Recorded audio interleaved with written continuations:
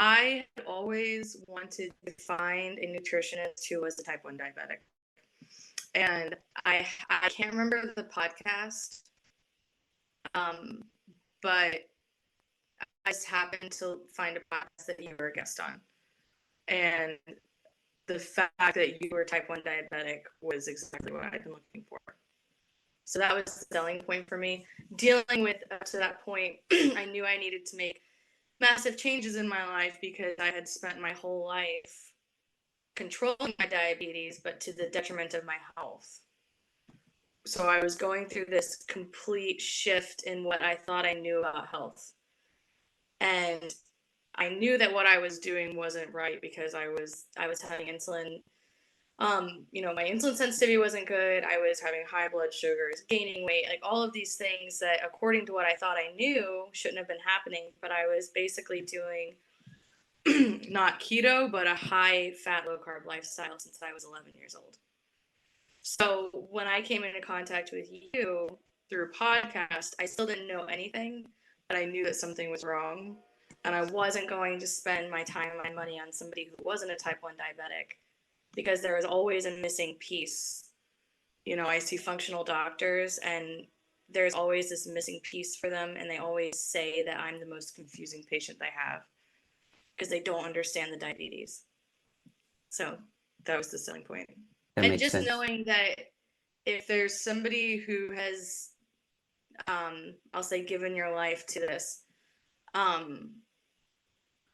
knowing that you understand the type 1 factor just solidified that was exactly where I needed to go for help. My blood sugars specifically at that time, they were just always high. I just felt like no matter what I did, no matter what I ate, they were just going high. And then I had massive amounts of anxiety and stress for it, which I knew was also affecting it. And then I was just rejecting insulin. I wasn't doing anything right, but I just I would take all the insulin and I knew that was adding to weight gain. So I was at this point where I knew there had to be a way to fix it. But because you have the nutrition guidance from Big Pharma or whatever you want to call it, the nutritional guidance when you walk into a diabetes nutritionist office that I have to go to for insurance, they've got the food pyramid sitting there and they've got all the fake food in it and it's just like tons of starches and it's so twisted and I know it's so wrong. And then I was operating off of my own knowledge of control sugars by not eating carbs. So I was high all the time. I was gaining weight. And it just seemed like I thought that I was going to go on dialysis in like 5 years if I didn't get it figured out. I wasn't skeptical at all. I just needed to, for me financially, it was a financial, I had to come up with the money. I had to work really hard. I was not skeptical at all, though. Our first conversation, first of all, I know like your line of, we talked a little bit about health and sort of where we are in terms of how we align with health. And you aligned exactly where I aligned there. And then again, you being a type 1 diabetic, I wasn't skeptical at all. I was like, the first conversation we had, I was just like all in. I was like, this is the missing piece that this literally was the missing piece that I've been looking for the past 15 years. And it's a shame to me, and it breaks my heart for type 1 diabetics who have gone through life as long as I did, and probably you did as well until you take it into your own hands, but who think certain things about diabetes that just aren't true. And so for me, like I always knew I needed to speak to a type 1 diabetic, like functional nutritionist, and that was it. So I was sold all in. I didn't really have I had zero holdups. There's just such a general understanding in the world of secular medicine, I call it, but there's such a general understanding that if you have diabetes, you're going to have health problems and you're going to die. And it's just, it's a battle until that happens of just staying alive. I heard someone describe it as that once. And that's kind of true, like with diabetes, you're constantly trying to stay alive. But there was no hope outside of that. It was like, you're going to go blind, you're going to lose your limbs, you're going to have neuropathy, all of the bad things that you're going to have. And going, for insurance purposes, you have to go to specific doctors. And so going to those doctors, the things that they would check for, ever since I was a very young girl, I started going on my own path towards health that was separate from what I was hearing from the doctors. Because I had too many doctors who essentially almost committed malpractice on me because they just didn't really know what they were doing. And so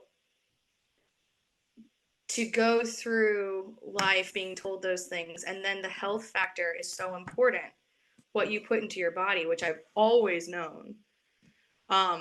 What you put into your body is so important, and the science behind it.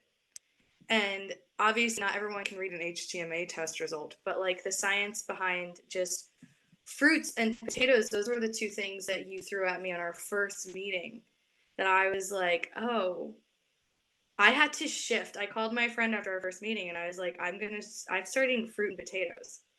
That was such a drastic shift in my mind.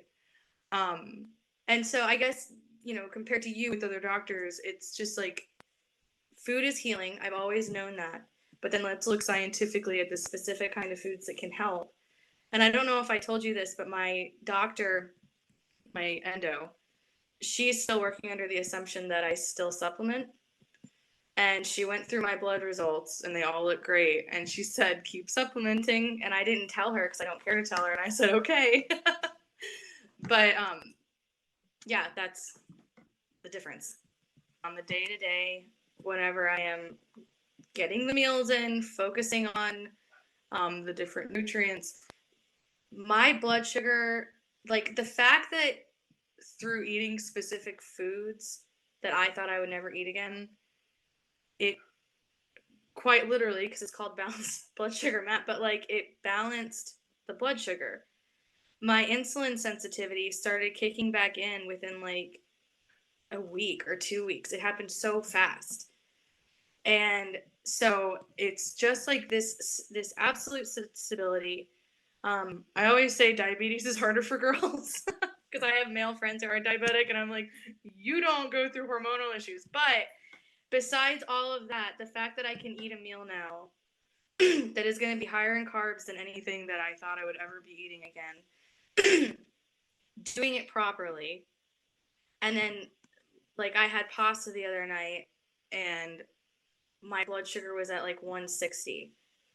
Like the fact that that you've helped me figure out how to do that, but also introduce these foods that you've taught me that my body needs. I've just seen so much more balance, so much more stability. The fact that I wake up every day now for the past couple weeks right around 120. That took me a while to get there. We worked with that. I was going low, I was going high, and all of these things.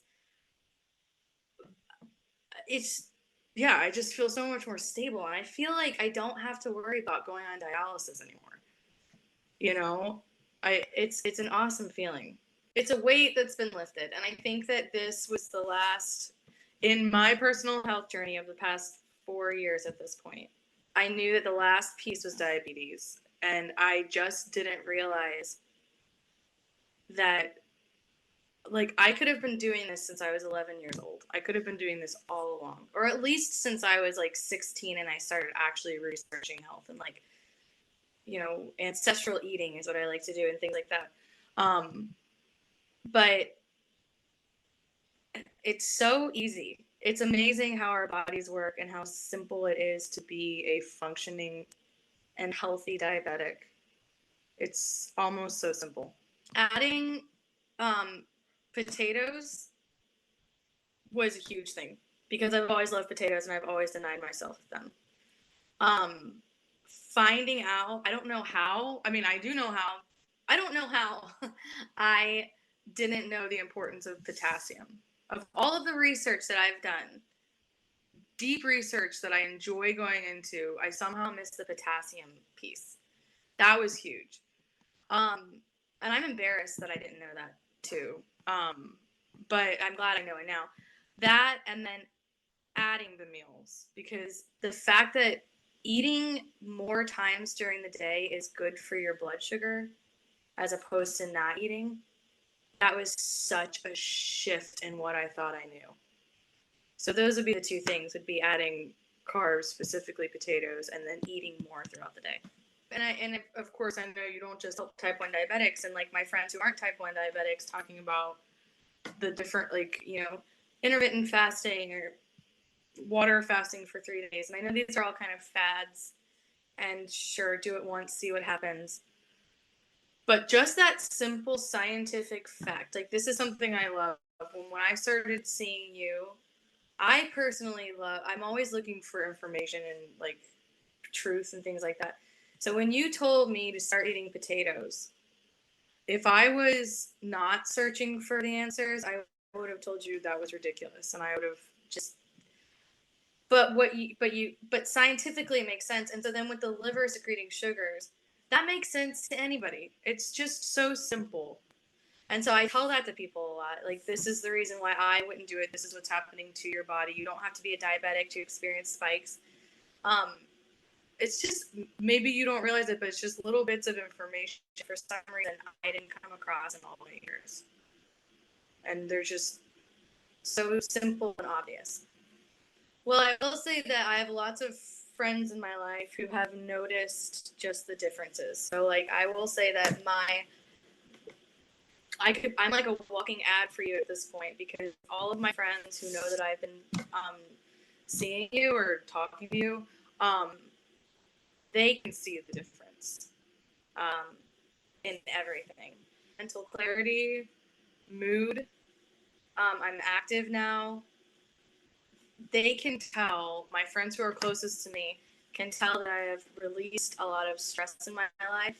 I think I was walking around for so long with like a smile on your face because you can't get rid of diabetes, but still knowing that I was just on this path of doom.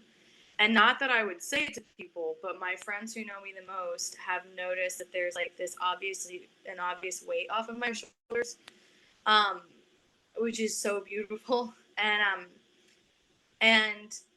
But to other people, and I have brought you up to other people, I say to people that balancing your blood sugar is not just for a diabetic. You know, it's important for everybody. It's very important for females to keep their blood sugars in check. And I say to people all the time too, if you could afford a CGM on your body for 3 weeks, you would be able to see what foods are doing to you. You would just see that the road to health is kind of similar for everyone. We all have different bodies. But I've said to people, I don't know how you do it. It's not like I have experience with other nutritionists, but you do a very good job at I thought you did a good job at letting me come to my own realizations. I kind of wanted you sometimes to say, this is what you have to do, but you really let me come to the realizations myself, so that when I made the decisions to make changes, they were my own.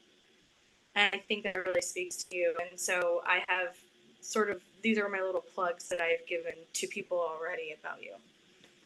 And then, so our bodies are also unique. There's no one answer for everyone. You know, it is so unique, and it's a puzzle. And so it wouldn't make any sense to log everything and to pay attention to what you're doing.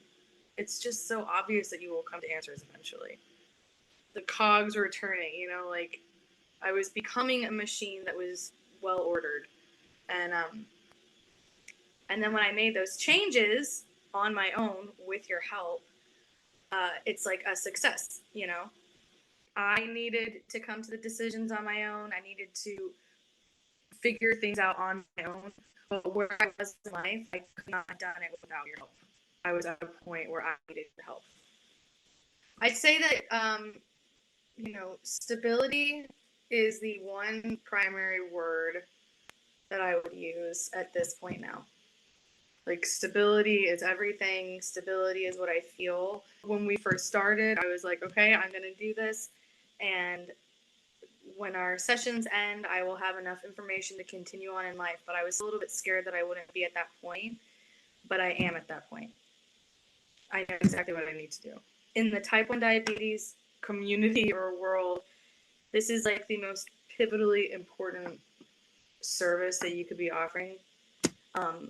So I think about people who are in my same position where I was last year, where you probably were at times in your life, and it's scary and it's really hard. So I'm just rooting for you to reach these people's lives.